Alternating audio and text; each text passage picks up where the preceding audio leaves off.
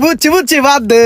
বেচালার আছে সেইতেই তোর চেহারা অবস্থা এমন। আর যদি আমার মতন বিয়া শাদী করে ফ্যামিলি লয়ে থাকতি তাহলে তো তোরা খুঁজেই পাওয়া যেত না।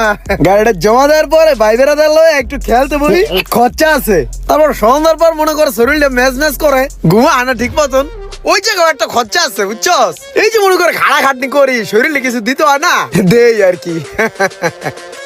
তুই থাক, কালকে খেলায় হারছি বুঝছস। আমার 2000 টাকা ইনকাম করতে হবে আজকে। কয়েকটা টিপ মেরাই, তুই চা খা, দেই সর।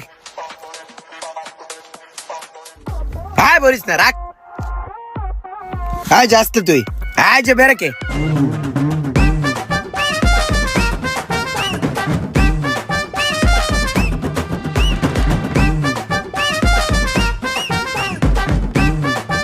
কই যাবেন থাকে রে, নে খারাপ, আমি আইতেছি গুল্লাদা।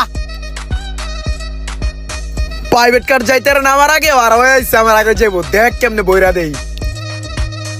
ভাই যে সিরাজের সামনে আইসা পড়ছি, নামেন। ঠিক আছে ভাই।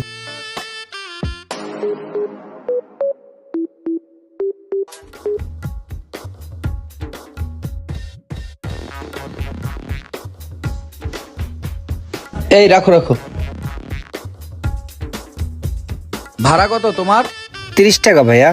30 টাকা? আপনার দেখা তো রিক্সাওয়ালা মনে হয় না, আপনার রিক্সা চালান কেন? কি বলবো দুঃখের কথা, আসলে ভাই আমি মাস্টার্স পাস করছি বুঝছেন। অনেক জায়গায় সিভি জমা দিয়ে রাখছি, এখনো কোনো চাকরির ডাক আসে নাই।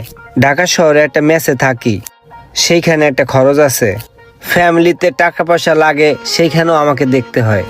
সব মিলে ভাই দিশা বিশা না পেয়ে তাই এখন রিক্সাটা চালাইতেছি আপাতত। আল্লাহ ভরসা ভাই, দোয়া করেন ভাই যেন ভালো একটা চাকরি বাধা পাই। তারপরেও ভাই গাড়িটা একটু সাবধানে চালায়েন। এখনকার রিক্সাওয়ালারা যেমন রিক্সা চালায়, রিক্সা তো চালায় না, প্লেন চালায়। গাড়ি ঘোড়া মানুষ মনুষ সব উড়ালায়। আরে না ভাই কি বলেন, আমি তো আর প্রফেশনাল না। আর তাছাড়া আমি যতক্ষণ চালাই সাবধানেই চালাই। আমার ভাই কোন রকম নিজের খরচটা আর ফ্যামিলির খরচটা উঠলেই হয়ে যায় ভাই, এর চেয়ে বেশি চাহিদা নাই। আর উড়াদুরা রিক্সা চালাই একজনে মাইরা দিমু, একটা মানুষের ক্ষতি করমু ভাই, ওইরকম চিন্তা নিয়ে ভাই রিক্সা চালাইতে আসি নাই।